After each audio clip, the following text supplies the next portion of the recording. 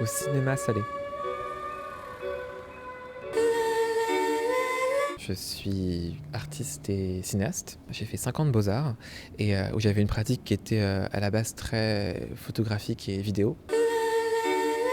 Une partie du film est pas mise en scène et documentaire, même si l'objet final est une fiction qui se regarde comme telle, pas besoin de penser à la... C'est pas un docu-fiction du tout, mais il y avait en fait une très grande flexibilité dans l'écriture. Ça veut dire que je filmais, des fois je mettais en scène, des fois non.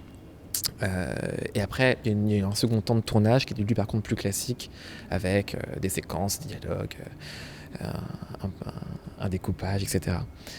Donc du coup, il s'est fait plus lentement. Mais c'était intéressant justement de revenir à une forme cinématographique qui était finalement un peu plus proche de ce que je faisais aux Beaux-Arts, dans une hybridation de budget et de format. Le long métrage, déjà à la base c'était un peu ça. C'était qu'est-ce qui moi m'intéresse plus comme manière de faire un film. C'est vrai que les films finalement dans leur écriture classique, donc très découpé, où on tourne dans le désordre, etc.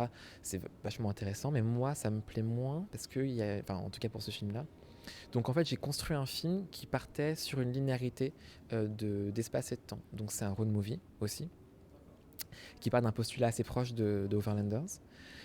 Donc qui parle de premier amour, qui parle de premier deuil, et de comment est-ce que des personnages vont se projeter dans un territoire fictionné, donc les États-Unis en l'occurrence, donc qui est vraiment une terre de fiction, une terre qu'on connaît par le cinéma, qu'on connaît par la littérature, qu'on connaît par les images, qui vont s'insérer dedans pour échapper à une réalité, et comment est-ce que cette réalité va les rattraper d'une manière un peu inattendue.